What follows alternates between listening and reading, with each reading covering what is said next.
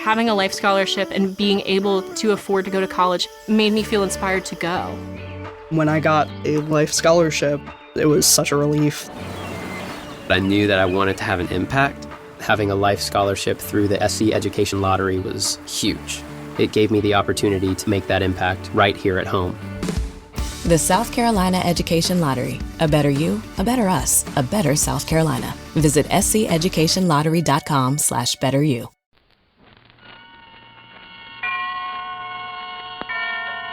Autolite and its 96,000 dealers present Suspense. Tonight, Autolite brings you Blood on the Trumpet, a suspense play starring Mr. William Holden, with special trumpet effects by the famous Ziggy Elman.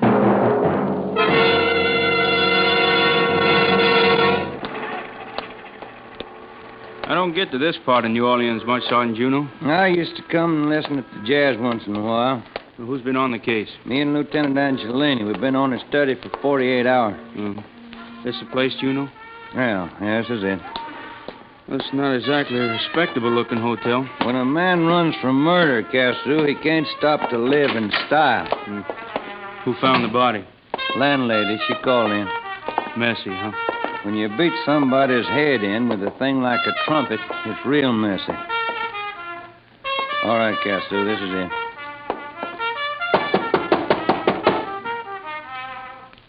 You want me to kick it in? No, Put your horn down, Vic. This is Sergeant Juno of the New Orleans Police. Put the horn down. Come out, kid. Come out with no monkey business. Let me break it down. No way. The police. Oh, I'm glad it's the police. I'm so glad it's the police and not him. Vic, in the presence of Police Officer Cassou, I arrest you for the murder of your wife. In just a moment, Mr. William Holden in the first act of Blood on the Trumpet. Hi, Harlow. Do I look any different? Well, should you? Of course. I'm winterized. Drove in to see my Autolite spark plug dealer. He changed the oil and grease, put in antifreeze. And check the spark plugs, too! And that's mighty important, Johnny Plug check, because spark plugs are the very heart of a car's ignition system. When they're right, your chances of starting, even in the coldest weather, are better than ever. So, when you have your car made ready for winter, check the spark plugs, too! And replace worn-out spark plugs with ignition-engineered Autolite spark plugs, world famous for quality and dependability. You'll get smoother performance, quick starts, and gas savings. So, friends, it's last call. Have your Autolite dealer winterize your car now. Get worn-out spark plugs replaced with ignition-engineered Autolite spark plugs. Whether you choose the standard type or the resistor type, you can't buy better spark plugs for your car because you're always right with Autolite. And now, with Blood on the Trumpet and the performance of Mr. William Holden, Autolite hopes once again to keep you in suspense.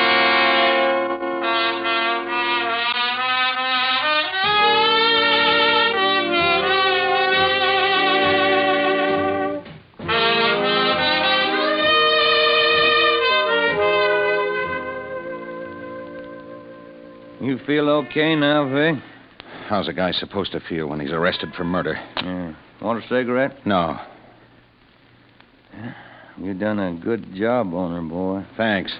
Oh, here's my report, Cassou. Get Destino to type up 3 carbons and give one to Lieutenant Angelini. Angelini?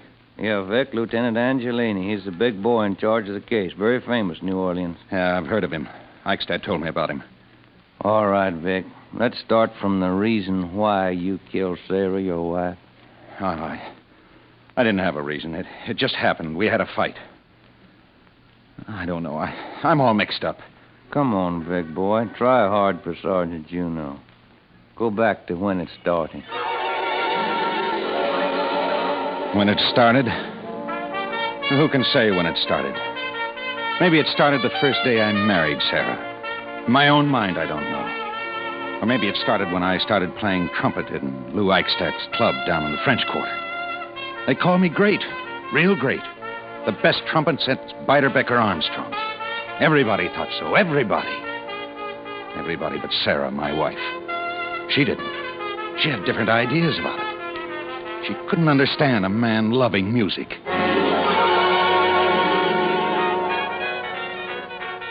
Has-been. You're a has-been. Only you never went anywhere to be a has-been. You were always a second-rate horn blower, and you'll never be anything else. Do you hear me? Never anything else. Oh, Sarah, these walls are like paper. So let him hear. I don't care. Let him know what a bum I've got for a husband. I'm sick of your talk. I'm sick of you. Turn that lousy record off. Leave it on. Sarah, you got cotton in your ears. I said leave it on. All day long, the same record around and around. I said put it back on. It makes me sick. Sarah! Always the same song and dance. A little time, Sarah, a little time. Sarah, please. You're a dreamer. You blow pipe dreams through that horn you play. Shut up! Wait, Sarah, wait. My ship will come in. Sure, I'll wait. While I'm waiting, you beat your brains out blowing a horn in a cheap dive. Your ship's sunk, and you don't know it. You know something? I wish I was dead. Do you hear that, trumpet man? I wish I was dead.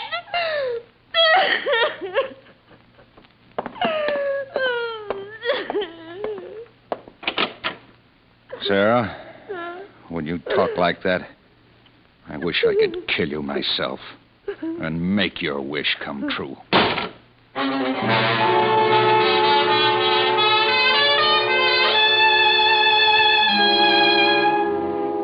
For 5 years, the same argument over and over, and the same words, they never changed. I was late getting to the club, but I didn't care. Sarah talking to me like that.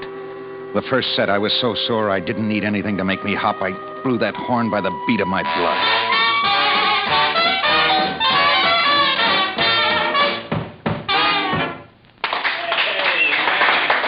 We got our first break after the second set, and Lou, the owner of the club, came over and took my arm.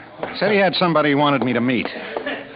Oh, over here, Vic, my great trumpet man. What's up, Lou? Oh, a girl's up, Vic. A music lover who'd like to meet you. Miss Luana Durant, meet my trumpet man, Victor Roberts. How do you do? Hi. Sit down, Victor, sit down. Talk some music. Talk some old-time jazz. Entertain Miss Durant, Victor. Talk about the jazz we play, huh? Yeah. Sit down, Vic. Thanks. Buy your drink? This water's strong enough. You're good on that trumpet, Vic. Think so? Mm-hmm. Pin a medal on me. Hey, look, horn boy, you don't have to sit here and talk to me. Oh, I'm sorry. I tell you what I'll do, Mr. Rand. I'll let you buy me that drink, and you can tell me the story of your life. That sounds like a bargain.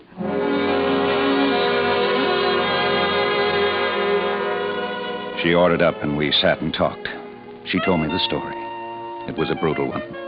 A sick father and a rotten mother. At Arizona State University, we're bringing world-class education from our globally acclaimed faculty to you. Ranked #1 in innovation for 10 consecutive years and #2 among public universities for employability. ASU isn't just ahead of the curve. It's creating new paths to success. Earn your degree from the nation's most innovative university. Online. That's a degree better. Explore more than 300 undergraduate, graduate, and certificate programs at asuonline.asu.edu. So to get away from it all, she married young. A musician that had had a sickness beside music. He drank himself to death. But from him, she'd learned something. She'd learned to love music, which was why she canvassed jazz joints. She said she'd been in every night for almost 2 weeks now, listening to our combo. She thought we were good. Particularly the bright boy on the trumpet, me. The guys were moving up for the next set, so I made my excuses and left her. Lou Eichstadt stopped me by the platform. Lay off, Vic. It's no good. I don't know what you're talking about. I'm talking about trouble. There's another guy. A rough guy. A guy that's a mean cop. A guy that doesn't deserve the name cop, and he wants her bad. He comes in every night, sits over in that corner and watches her. I don't see him tonight. Rico Angelini is a bad name for you to mix with. Look, Lou, take it easy. I just met her. Lay off, Vic. Go home to Sarah, your wife.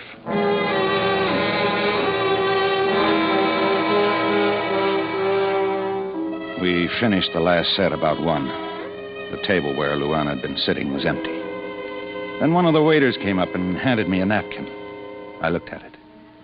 It had an address written on it in lipstick. Blood red lipstick. Capitular Hotel, Canal Street. I started to fold it up and toss it away, but then suddenly I thought about Sarah. And I didn't toss it away. I shoved it in my pocket and walked out.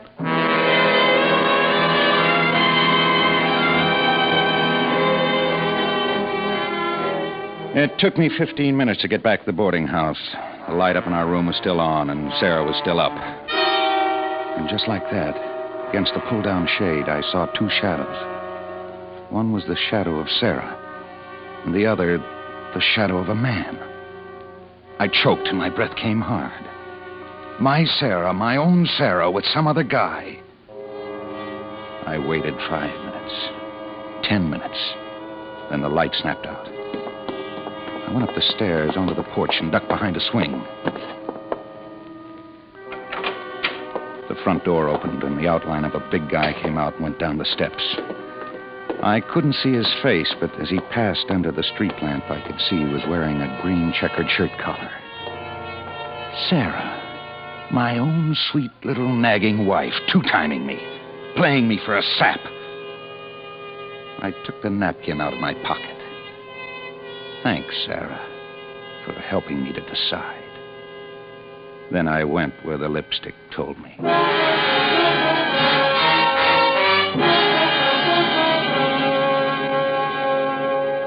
Hi, Trumpet Man. Hi. Did the lipstick smudge? I'm here. It didn't smudge. Want to come in? Lou Eichstadt says to lay off. He's your father, maybe? What do you want? A ride? How about a ride in my fast car, Vic? A ride this time of morning? I know a little place where they serve good black coffee. I've had kind of a rough time tonight. I'm tired. Too tired for some good black coffee? Oh, this is all crazy. A cup of black coffee and small talk? I like your looks. That's all. That's all? You think that's all? Down by the wharf? That's my last offer, Trumpet Man. I asked for it, didn't I?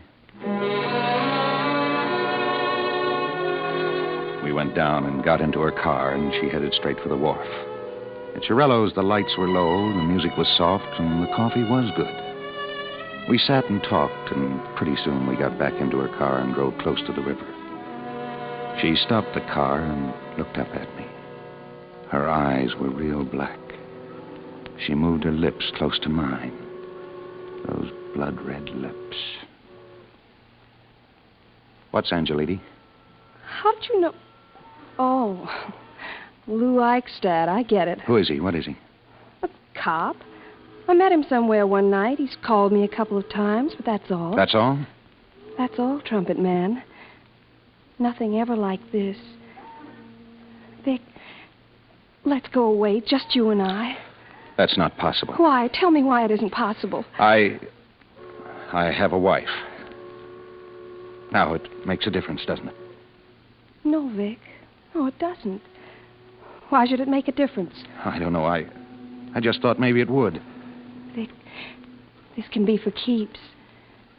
You really mean it, don't you? Let's go away and you'll see how much I mean it. Let's go away together. Leave her. We'll go away and start something new. Oh, Luana, I'm all mixed up in my mind. I meet you in one night. You don't even know me. We hardly know each other. And... I like the way you look. Vic, let's go away. Let's go away in a little while. I don't know. I'll wait for you, Vic. I'll wait for you at the hotel. All right. All right, baby. You wait for me at the hotel. No. Press hard on my lips, Vic. Real hard, just like you do on your trumpet.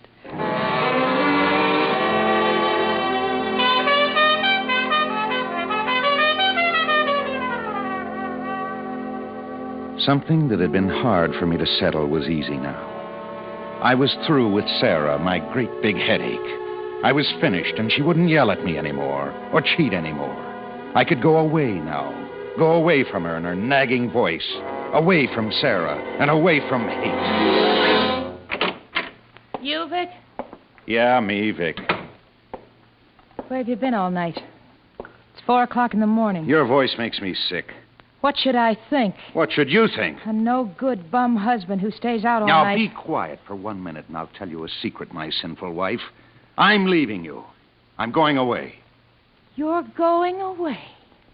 You're insane. What do you think? Oh, it's time, Sarah. I finally woke up from that crazy sleep I was in. I'm leaving you.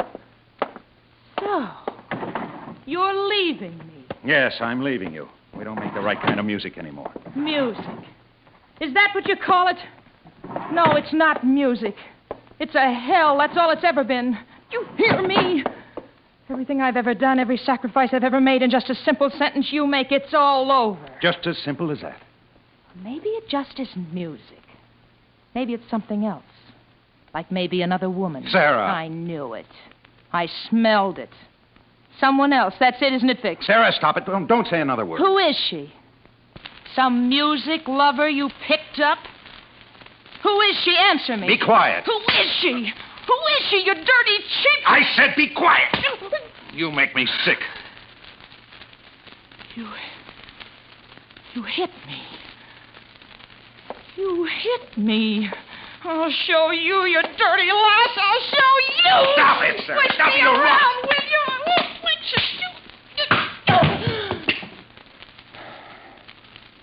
Sarah. Get up, Sarah. I didn't mean to. Sarah. I said to get up. I didn't. Sarah, what's the matter? Why don't you...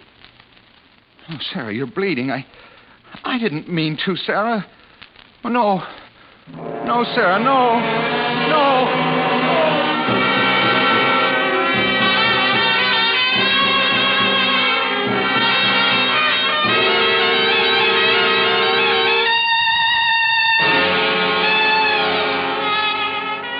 Autolite is bringing you Mr. William Holden in Blood on the Trumpet. Tonight's production in radio's outstanding theater of thrills, Suspense.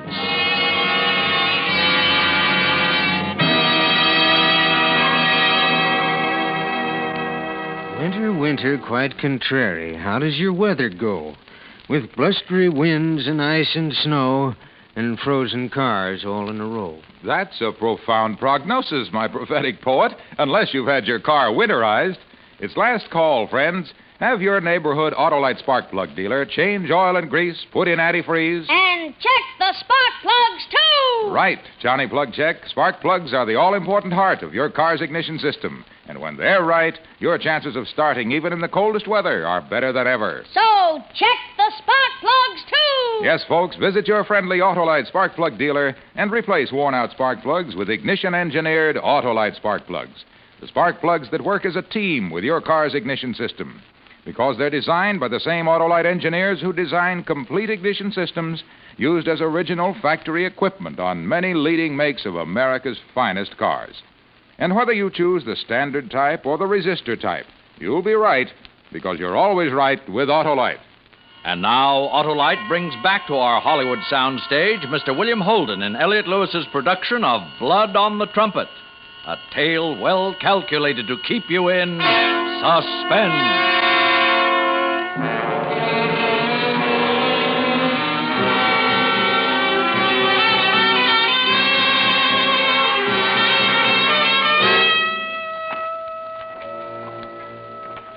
Something banged against my head.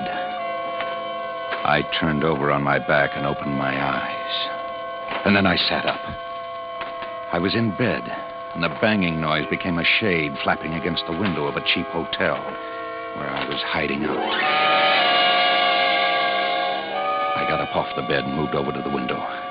The clock down across the street said 2:30. The sun was high and hot. I remember running from a boarding house last night. Running until I found this cheap hotel. What does a killer do? He runs from everything. I found a nickel in my pants pocket. And on this nickel, I pinned my hopes for survival. I called Luana. Hello? Luana, Vic. What happened, trumpet boy? She talk you out of it? Luana, wait. Please listen to me. Now listen to me close and try not to get excited. Hey, you sound as if... Luana, look. After I left you, I went home to tell Sarah I was leaving her. She got mad. She got real mad, so... Well, I got a little rough, and... Well, what I did, I didn't mean to do. Baby, Vic, what is it? Trumpet, what happened? I hit her a couple of times. I hit her and she fell and... Vic! It was accident. A mistake, Lana. I didn't mean it. I don't know how it happened. It was so fast. I just got mad and... Vic, baby. Luana, listen. I've got to get out of town. I've got to run. I can't go back to the house. Where are you? Oh, some cheap hotel, the Piedmont, just off Decatur. I need money. You've got to help me. What can I do? Get me enough money to get us out of town. But, Vic... You said it last night. You said we'd go away together. Vic... Meet me. When? Now, half an hour. No, you better stay right there. No one will spot you. Stay where you are till it's dark, then meet me. Where and what time? Tonight at 7 o'clock when it gets dark. Down near the end of the coffee stand in the Café du Monde. All right. Tonight at 7. Down near the end of the stand where it's dark.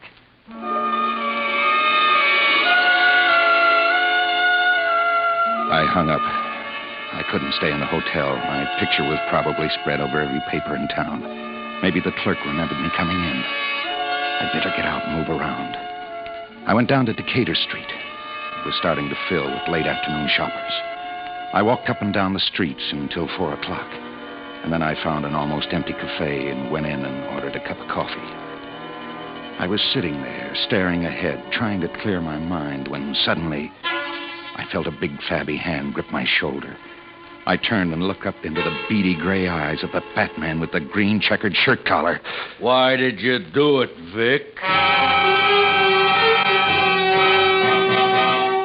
I jumped up and with all my strength I shoved both arms straight out and hit him in the stomach. I could feel both of my fists sink into the pounds and pounds of flesh. And then he was reeling backward, knocking over chairs and people. And I was running out the door and down the street. I slowed down, mixing in with the people pushing along. How was it possible? The guy that had been up in that room with my wife. Was it just a coincidence that he found me, or was he really looking for me? Time. Before I had no time. Now I had too much of it. I passed a movie theater. I stopped. Keep off the streets until dark. That was it. I went in. I don't even remember the name of the picture. I couldn't even concentrate on it. Because all the time I kept thinking about the fat man. What did he want with me? Was it really just a coincidence that he'd spotted me?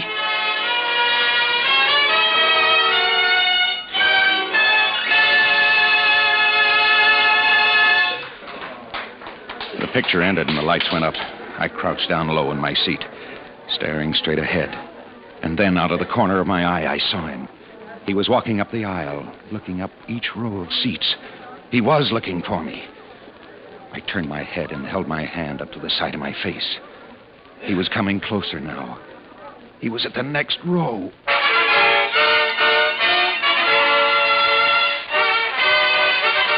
The lights went out and the newsreel started. I moved quick. I stumbled into the aisle and out into the lobby and got lost in the crowd of people leaving the show. It was no use. I couldn't shake him. Everywhere I turned, he was there. What did he want? Did he want to kill me? Kill me for murdering Sarah? Was that it? But that was my own business. If I wanted to kill my wife, that was my business. Oh, no. Bad reasoning. I hadn't wanted to kill her. I ran until I thought my legs would drop. And then it was 7 o'clock, and I was down by the pier. There were a few people drinking coffee at the stand. I walked down to the far end, and then I saw her coming. Luana! Vic! Over here. Oh, Vic, you're crazy. The cops are looking all over Oh, I don't for care you. about the cops. It's him. What are you talking about? The guy that was with Sarah, the big fat guy. He's after me. All day long he's been after me. Luana, we got to get out of here. Vic, you're crazy. You're all mixed up. You don't know what you're talking about. I'm not mixed up, Luana. I tell you, he's looking for me right now. Any minute he might show up. Vic, maybe you better give yourself up. Maybe it would... For you. Don't you understand? I did this for you. I didn't ask you to kill her. I did... Vic, stop it. You're hurting me. All I need now is for you to turn against me. Vic, let me go. Let me... Luana, come back. Please, come back. For you. I did it for you, you dirty, filthy... Hello, Victor. What do you want? What do you want from me? I want to give what's coming to you, killer. I'll get you now, killer. I'll get you now. Because you finally cracked.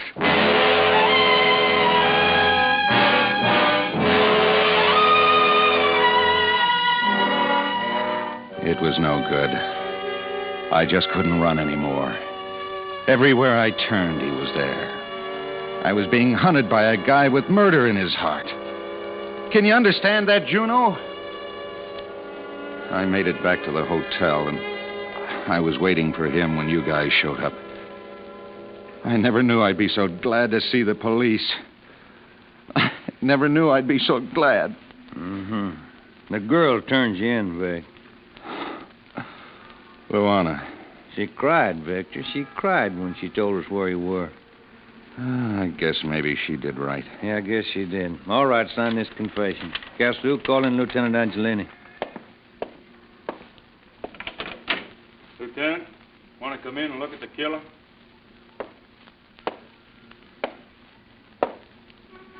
Hello, Vic. It's him. The fat guy. Take it easy, Vic, boy. Take it easy. Why?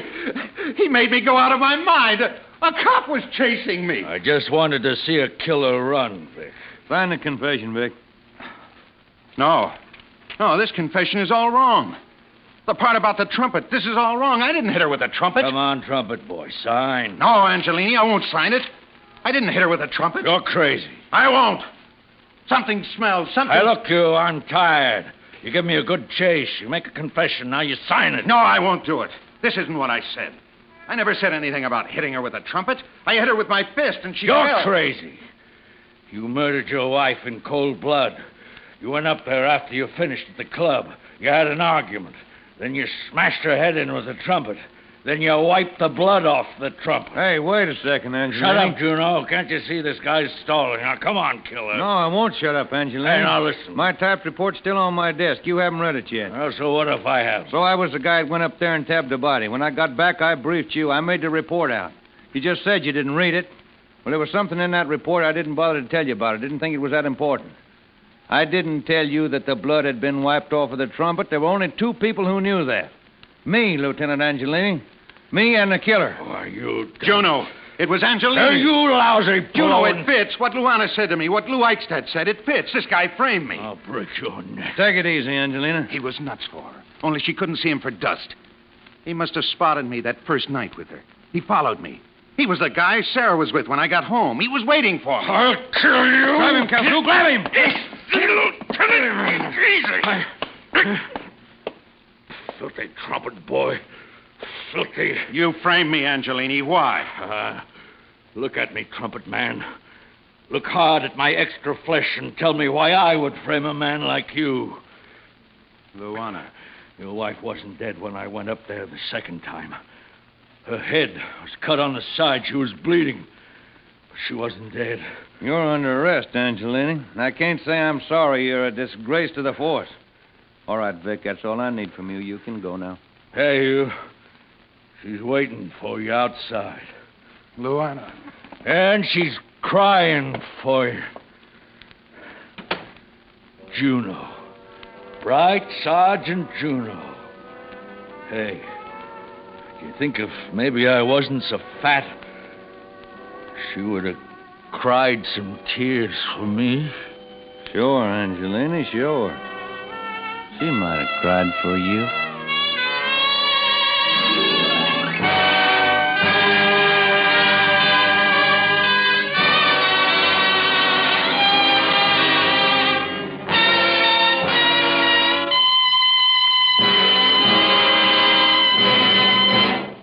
Suspense, presented by Autolite. Tonight's star, Mr. William Holden. Friends, this is Harlow Wilcox, and now I'd like you to meet our star, William Holden. Thanks for the curtain call, Harlow. I was hoping you would invite me to say a few words. How about your new Paramount picture, Union Station, no doubt? Well, Bill, I've seen it. That's great. Well, thanks, Harlow, but I really intended to say a few words about Autolite. Bill, that's the best curtain speech you could make, but you'll need more than a few words. I know, Harlow. Why, Autolite makes 400 products for cars, trucks, planes, and boats in 28 plants coast to coast. These include complete electrical systems used as original equipment on many makes of America's finest cars. Electric windshield wipers, spark plugs, starting motors, batteries, bullseye sealed beam headlights, coils, distributors, generators, all engineered to fit together perfectly, work together perfectly, because they're a perfect team. So, friends, don't accept electrical parts supposed to be as good. Ask for and insist on Autolite original factory parts at your neighborhood service station, car dealer, garage, or repair shop. And remember, you're always right with Autolite.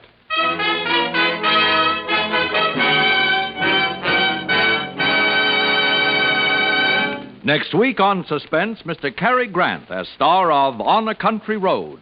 And in weeks to come, you will hear such famous stars as Ozzie Nelson and Harriet Hilliard and Van Heflin, appearing in tales well calculated to keep you in suspense.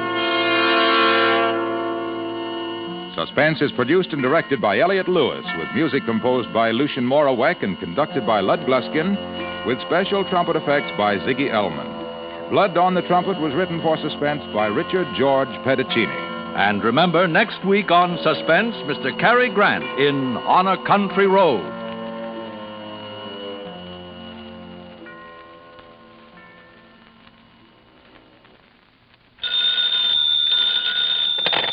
You can buy world-famous Autolite resistor-type or standard-type spark plugs, Autolite stateful batteries, Autolite electrical parts at your neighborhood Autolite dealers. Switch to Autolite. Good night. This is CBS, the Columbia Broadcasting System.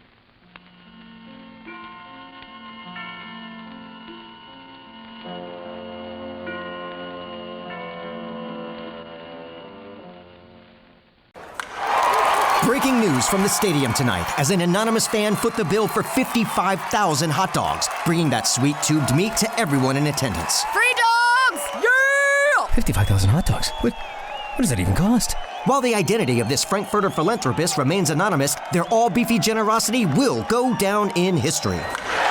The new Mega Millions. More to win means more to give. How you spend it is up to you. Yeah! For game odds and details, visit SCEducationLottery.com.